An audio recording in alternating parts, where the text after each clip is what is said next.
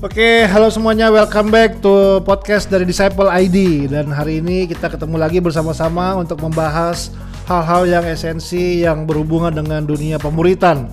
Dan hari ini seperti biasa, gue nggak sendiri, gue bersama dengan beberapa rekan-rekan gue yang ada di sini. Yang pertama adalah Coach Jordan Mangabian. Halo Coach Bro, apa kabar Dan?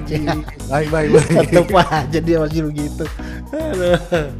Yang kedua adalah Pastor Ferry Velani. Fer, apa kabar Fer? Baik. Kacamatanya nggak dikeluarin, kacamatanya biasanya kacamatanya dikeluarin.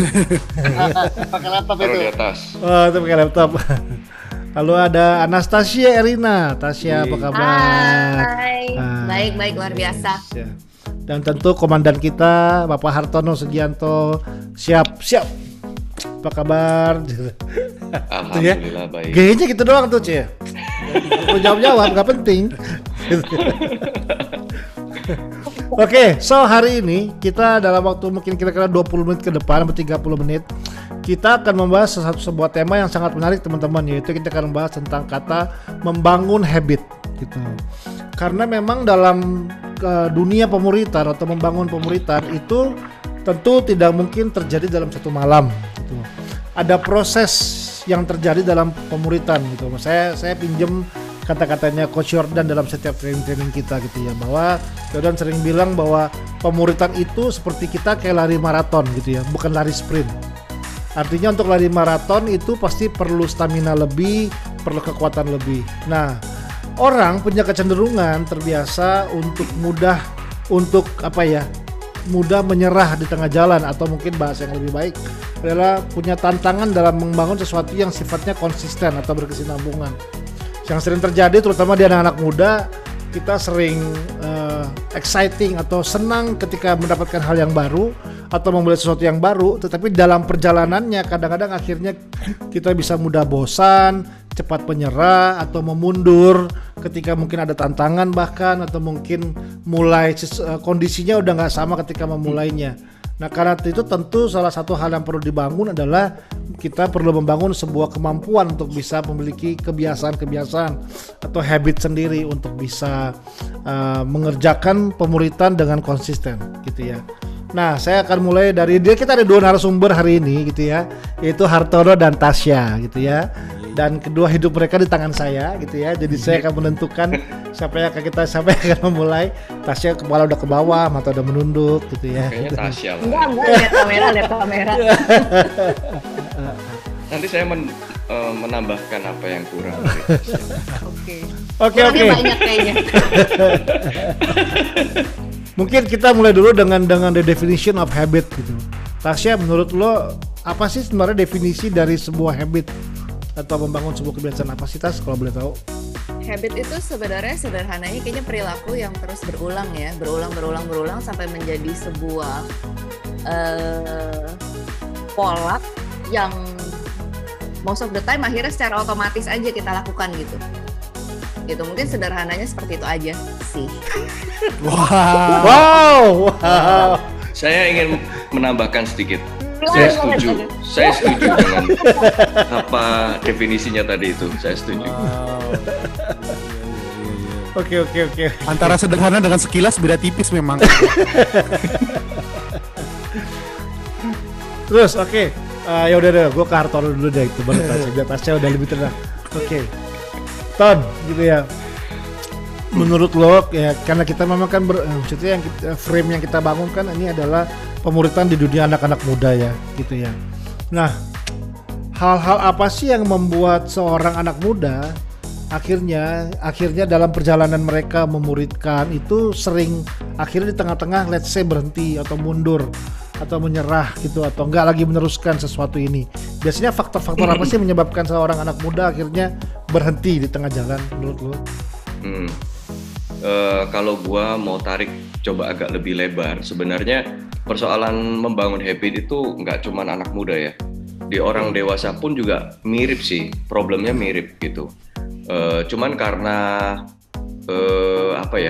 istilahnya karena anak muda itu agak sedikit dipandang sebagai objek, sehingga kita merasa ada urgensi untuk membangun kebiasaan mereka, seolah-olah mereka itu belum punya kebiasaan gitu. Kalau sudah orang dewasa kan Orang kecenderungannya punya ministry, caranya adalah adjusting kepada kebiasaan yang sudah ada. Ya nggak sih? Tapi kalau ke anak muda, kita itu cenderung punya tendensi ya, berpikir gimana caranya kita membangun kebiasaan mereka. Seolah-olah mereka itu masih polos dan tidak punya kebiasaan sehingga kita perlu membangun itu. Dan memang nggak salah juga gitu, karena kalau kita membangun kebiasaan dari muda, maka kebiasaan itu akan terbawa terus sampai dewasa, dan itu jadi satu fondasi yang memang cukup solid ya. Nah, persoalannya itu begini sih, yang jadi persoalan klasik. Kebanyakan orang merasa bahwa kalau gua gagal membangun habit itu karena gua kekurangan motivasi, bukan kurang strategi. Oke. Nah, saya belajar banyak dari bukunya James Clear ya, Atomic Habit. Kalau pernah baca Atomic Habits itu sangat recommended. Dia bilang begini, kebanyakan orang berpikir saya kurang motivasi, padahal sebenarnya saya kurang strategi gitu. Yang perlu kita bangun adalah strateginya, karena motivasi itu sangat tidak bisa dijadikan patokan ya, karena hari ini gue bisa sangat termotivasi, besok mungkin gue agak low, karena kan ya namanya motivasi itu sangat sangat ini fluktuatif gitu. Nah, kalau kita bangun strategi yang solid, itu jauh lebih konsisten gitu. Nah, gitu. Tantangannya adalah bagaimana kita bangun strategi ini, gitu. Strategi untuk bangun habit. Gitu. Itu dulu, mungkin Tasya bisa menambahkan bagaimana caranya. Saya setuju, jawabannya kemarin. Iya. Oke, Ton, menurut lo strategi apa sih yang kayaknya cocok atau apa ya, relevan dengan, sekali lagi gue membahas tentang biasa ya, karena kita kan punya viewer pasti ini para anak jamet dan anak senja yang luar biasa ini. Maksudnya apa ya, let's say untuk seseorang mau membangun sebuah habit ini, kita kan belum masuk ke dunia pemuritan dulu nih, habitnya dulu. Strateginya apa sih yang cocok sih kira-kira untuk memulai, seseorang bisa memulai sebuah habit sehingga dia nggak cuma termotivasi, tapi dia punya sebuah strategi yang baik untuk membangun sebuah habit yang baru. Di dalam pola behavior change itu yang penting itu sebenarnya environment yang dibangun gitu. Nah, environment ini nggak ngomong cuma soal fisik ya, tapi environment sosial gitu, atau komunitas. Nah, manusia itu cenderung mengikuti perilaku daripada 3 kelompok gitu. The close, the many, and the powerful. The close, orang-orang terdekat. The many, orang yang paling banyak di sekitar kita. Atau the powerful, orang yang punya apa istilahnya, punya status atau punya image pengaruh yang pengaruh dari kita. Iya, dia punya pengaruh lah. Bisa idola kita, bisa pemimpin kita gitu ya. Orang-orang yang punya status lebih tinggi dari kita yang kita pandang gitu. Nah, tiga ini yang perlu kita bangun sih. Menurut saya anak muda itu sangat melihat 3 ini gitu. Jadi gimana caranya sekarang anak muda mengidentifikasi mengidentifikasi diri mereka dulu dengan the close, the many, and the powerful ini yang kira-kira cocok untuk membangun habit dia gitu. Nah, selama 3 ini tidak sesuai dengan identitas yang mau dia bangun, maka dia akan cenderung ya meleset terus dari konsistensi habit itu. Makanya harus bangun komunitas, orang-orang terdekatnya dia adalah orang-orang yang sesuai dengan identitas yang mau dia bangun gitu ya. Orang-orang dipastikan juga sebisa mungkin orang-orang yang mayoritas di sekitar dia itu juga mirip-mirip gitu. Dan pilih idola, pilih panutan Q ya. Panutan Q-nya itu harus dipilih yang kira-kira sesuai dengan identitas yang mau dia bangun. Nah gitu. Nah, setelah itu baru ada strategi lain. Tapi menurut gua itu starting point-nya di sana sih. Oke. Guys, lo berasa kuliah pagi nggak sih? Iya. Pagi. Ferry sampai muter-muter tuh. Kebetulan kebalik Fer, muka lo Fer. Beneran kebalik ini. Fer, kebalik Fer. Jadi gue nggak tahu kenapa kebalik. Ya. Mendengar kuliah barusan langsung jungkir balik Ferry lo. Nah. Siap. Oke. Gua akan kembali ke Harton lagi nanti setelah ini. Tapi gua mungkin ke Tasya dulu ya. Tas, Aduh. untuk membangun habit gitu ya, menurut lo, apakah karakter seseorang, kan tadi kan lo ngomong soal behavior gitu ya. Apakah kebiasaan kecenderungan lah. Kecenderungan orang-orang itu kan berbeda-beda karakter. Kalau misal dalam dunia pemain karakter kan ada yang namanya orang yang dominan, orang intim, orang stabil, cemat atau ada segala macam lah. Tapi apa sih pengaruhnya ketika seseorang dengan karakter yang berbeda-beda untuk membangun sebuah habit itu cukup punya pengaruh nggak sih dengan karakter? Menurut Tas? Kalau pengaruh sih sedikit banyak pasti ada ya dari karakter kita. Cuma memang terkadang tuh kalau buat gue pribadi sih gue lebih menyorotinya hati-hati ketika akhirnya pembagian karakter itu malah mengkotak-kotakan gitu loh. Jadi membuat orang tuh kayak gue emang karakternya gini, misalnya lebih susah. Maksudnya contoh gini, beberapa karakter mungkin lebih apa istilahnya ya, rentan terpengaruh dari luar gitu, lebih mengikuti mood. Ada kan beberapa karakter gitu ya, lebih ekspresif, lebih ngikutin moodnya gimana. Exposure dari luar tuh pengaruhnya lebih besar daripada karakter-karakter tertentu misalnya gitu. Nggak nyebut karakter yang mana. Nah, itu mungkin pengaruh akhirnya dalam perjalanan dia mengubah habitnya gitu. Tapi makanya tadi yang Ko Hartono sampaikan itu juga penting tentang strategi gitu. Artinya bukan yang satu lebih susah dari yang lain, tapi bagaimana setiap karakter ini menerapkan strategi yang paling efektif buat diri dia dalam perjalanan dia mengubah habitnya itu gitu loh. Jadi bukan pengaruhnya adalah si A lebih gampang, si B lebih susah. Mungkin lebih ke jadi strategi apa nih yang paling efektif yang bisa si A atau si B ini gunakan untuk mengubah habitnya itu gitu, Bang. Oke, siap. Ya. Nah, jangan deh, gue terpancing. Ke Hartono lagi deh, balik Hartono dulu lagi deh. Apaan ini ya? Oke. Kita dari tadi Tuan, mungkin gue mau nanya dari 1 dari 3 tadi kan close, mini dan power yang lebih ini ya, powerful. Mungkin lebih yang close gitu kan. Tadi close lo sempat singgung bahwa komunitas gitu. Karena kan kayaknya memang itu yang salah satu yang perlu kayak kita highlight ya. Gitu, karena memang ini sangat berhubungan dengan bagaimana kita memuridkan gitu ya. Oke. Sebesar apa sih pengaruh sebuah komunitas? Kalau kita lebih highlight lagi, lebih dalam lagi, sebesar apa pengaruh sebuah komunitas untuk kepentingan seorang anak membangun sebuah habit? Let's say misalnya bagaimana komunitas harus berperan. Jadi contohnya begini, ada seorang anak yang masuk dalam sebuah komunitas. Let's say si A menemukan satu si B untuk dimuridkan. Waktu dia muridkan secara personal, lalu dibawa ke dalam komunitas si A. Dalam kondisi si B ini yang kondisinya mungkin ya dia belum kenal Tuhan, dia juga masih hidupnya berantakan gitu. Nah tentu pasti begitu masuk kan dia pasti ada rasa minder atau nggak percaya diri atau apa. Nah bagaimana harusnya komunitas yang baik berperan ketika mereka menerima seseorang yang mau membangun sebuah habit yang baru? Kira-kira menurut lo gimana sih, Ton? Kalau gua pikir yang awal adalah ya kita nggak boleh atau kita menjauhkan sejauh-jauh mungkin ya sikap untuk ngejudge ya, bahwa setiap orang itu datang dari latar belakang yang berbeda-beda, bahwa dia sekarang dalam kondisi yang tidak baik itu karena banyak sekali faktor gitu. Dan kalau kita ada di sepatunya dia, kalau kita ada di posisinya dia, kita juga belum tentu bisa gitu ya.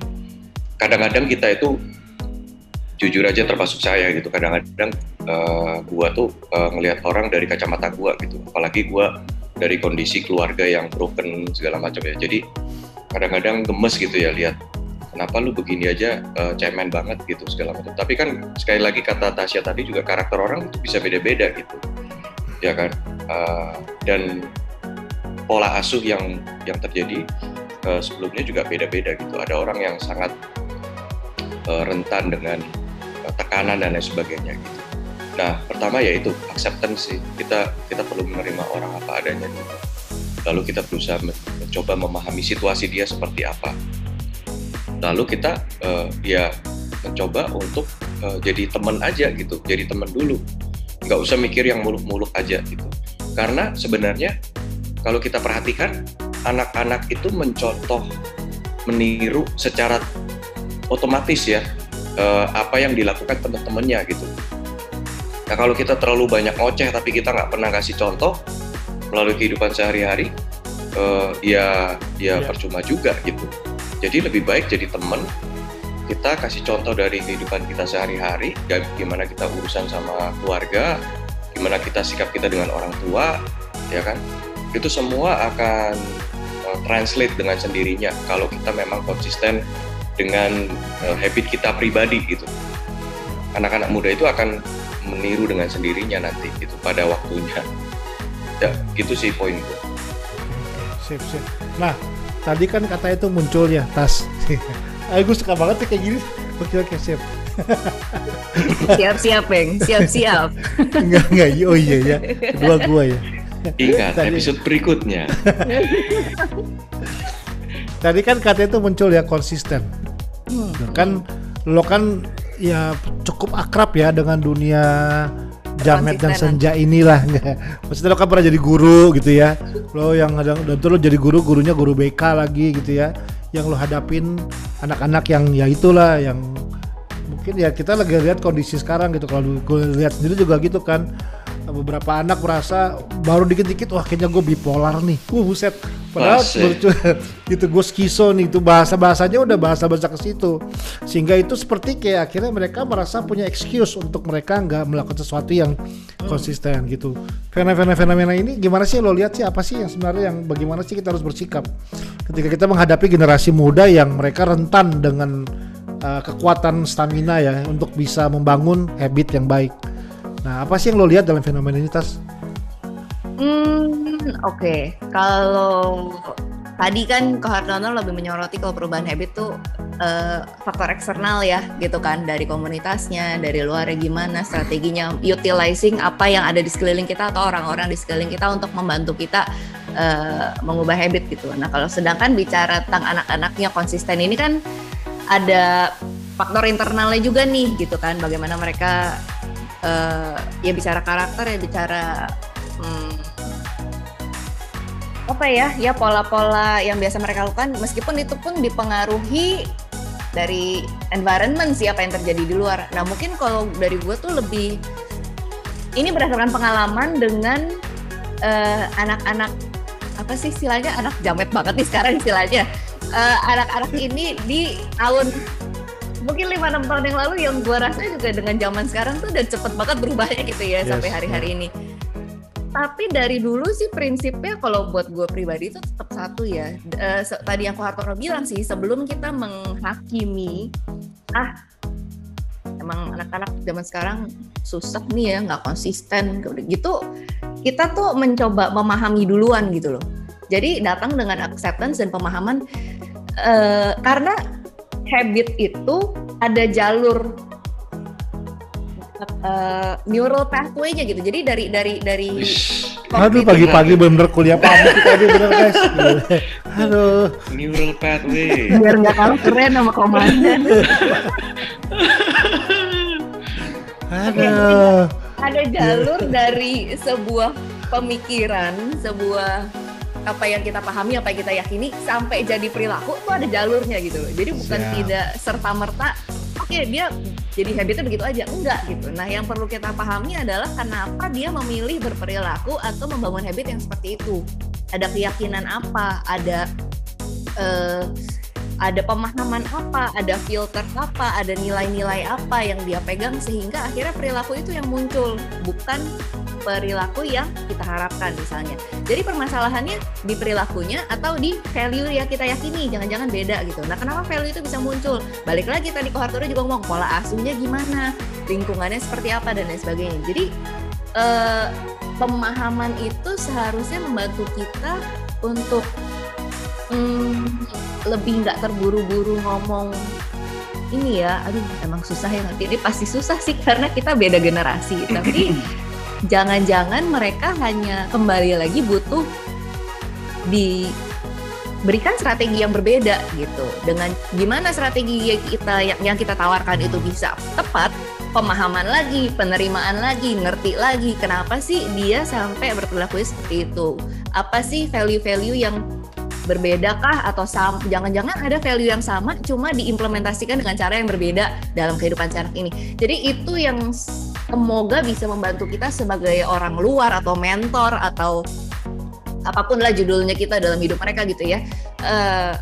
Bisa membantu dia tuh juga nggak melulu merasa yang tadi Kak Hartono bilang dijadiin objek gitu. Jangan sampai dia merasa dijadikan objek yang cuma pokoknya orang-orang tuh datang sama gue tuh cuma mau ngubah gue, mau modifikasi, mau pokoknya lu salah, lu enggak gitu. Tapi kita datang mencoba memahami apa yang terjadi, dan kalau memang ada perubahan pun gimana kita bisa sentil-sentil sehingga anak muda tuh bisa kok diajak diskusi sehingga dia juga muncul kesadaran sendiri. Nah, kalau udah sampai di titik dia muncul kesadaran sendiri, itu pasti akan jauh lebih gampang gitu daripada kita yang mojok-mojokin gitu. Oke. Jadi gini nih Ton, gitu ya. Jadi gini. Gimana?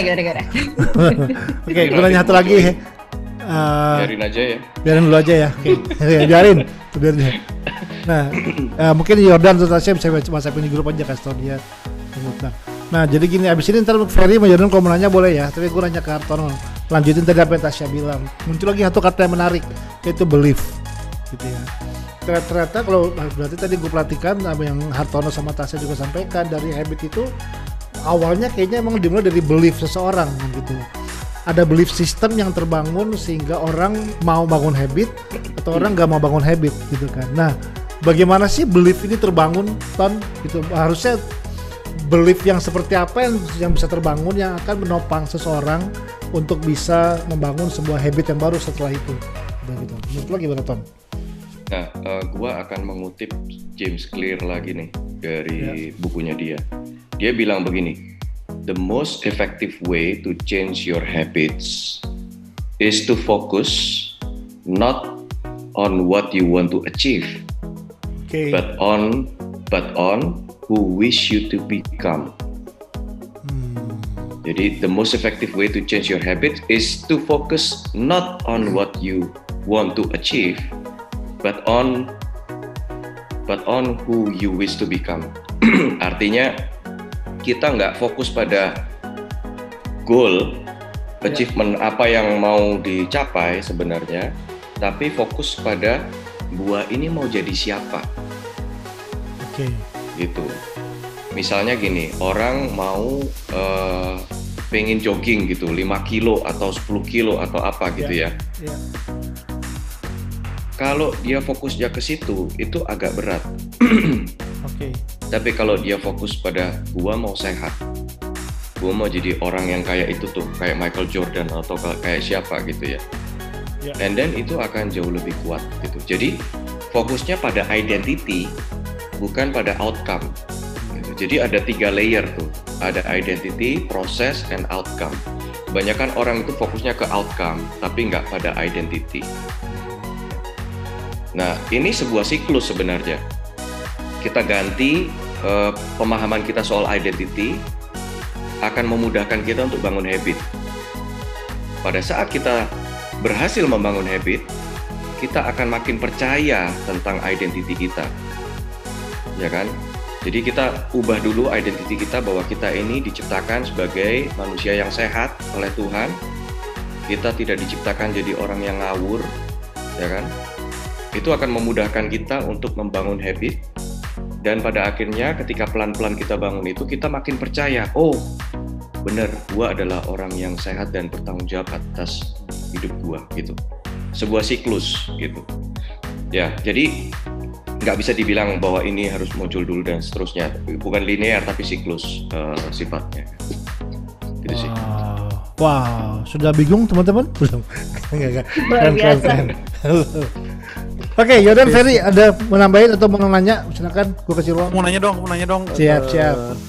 Komandan, kan tadi ada 3 tuh ya, apa tuh yang mempengaruhi yang banyak, yang power sama yang terdekat ya. Iya. Tadi. Nah, untuk yang power tuh kan kalau sekarang tuh kan ada namanya influencer gitu ya, YouTuber yang gaungan mereka tuh cukup didengar, cukup diperhatikan, bahkan menjadi acuan kan. gitu. Bahkan beberapa permasalahan negara ini atau keributan diselesaikan dengan 1, 2, 3, 4 gitu ya. Nah, bagaimana apakah di masa digital ini memang yang power itu adalah mereka yang juga termasuk mereka yang merajai dunia sosial media, atau yang power di sini tetap yang itu ya, yang orang tua, figur-figur yang selama ini berotoritas gitu ya. Itu pertanyaannya sih. Yodan sekarang halus ya kalau di podcast Yodan ya. Aduh biasanya Sudah jinak. Ya. Gitu, itu pertanyaan. Apakah yang power itu, apakah di masa digital nih yang power itu memang termasuk mereka kah, teman-teman yang influencer gitu ya? Iya, mau disangkali juga susah ya. Ya memang mereka harus, dan memang mereka punya pengaruh ya. Secara nyata kita lihat bagaimana orang-orang itu, apalagi sosial media itu sesuatu yang sifatnya habitual juga.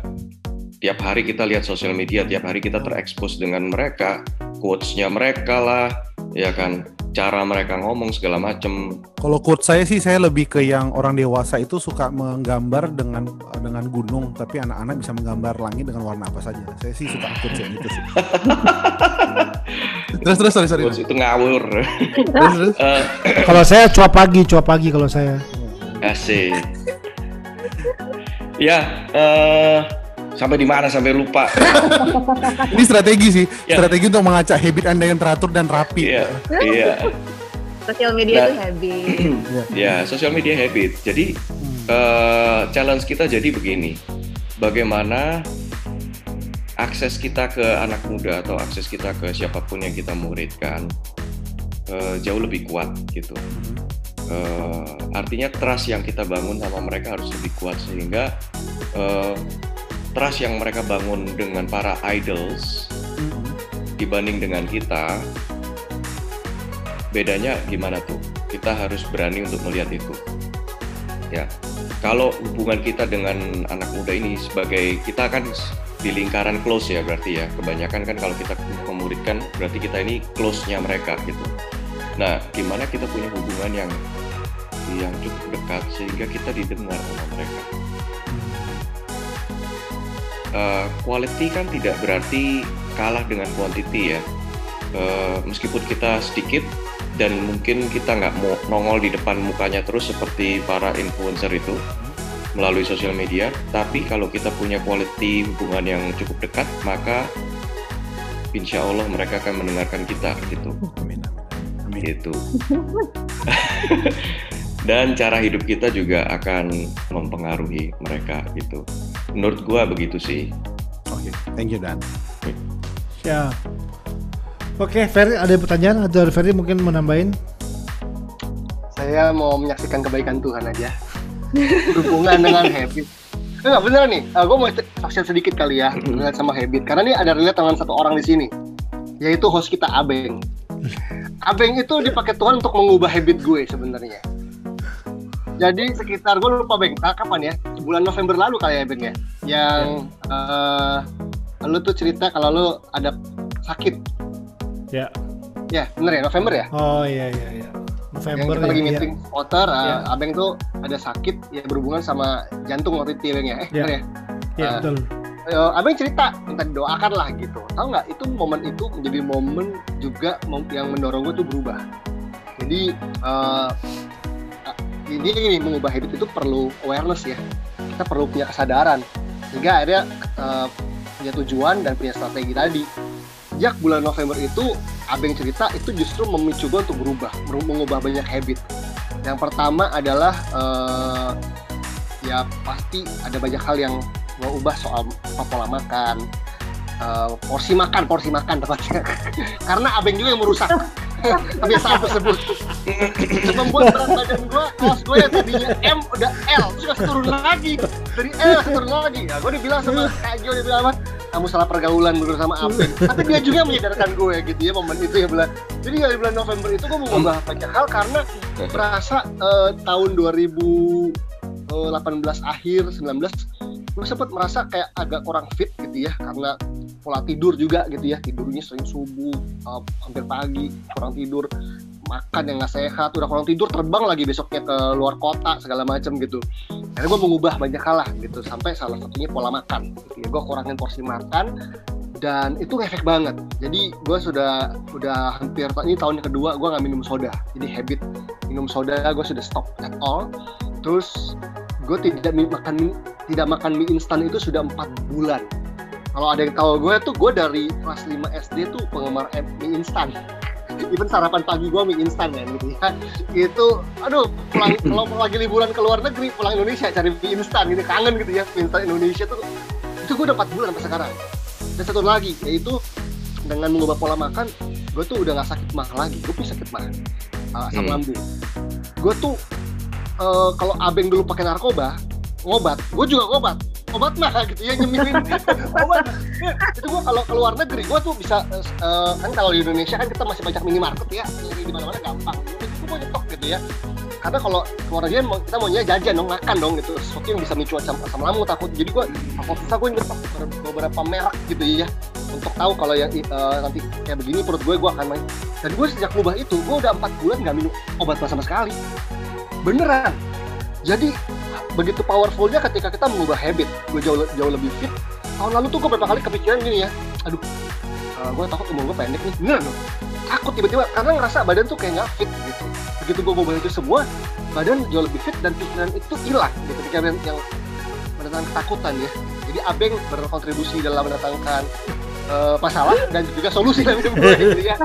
Tapi mengubah habit itu, ya gue sadar, gue titiknya adalah awareness tadi gitu. Adalah membuat ada 2 hal yang paling bergantung ya. Kalau soda sebenarnya gue tidak terlalu bergantung, nggak setiap saat minum soda. Cuman ada momen ketika gue satu kali mau pelayanan keluar kota, mau berangkat subuh gitu. Jadi malamnya gue minum soda 1 botol gitu ya, kayak kecil lah gitu ya, minum gitu. Terus gue nggak tidur karena hujan gede, ketiduran. Jadi gue nggak tidur 24 jam, terus gue langsung terbang.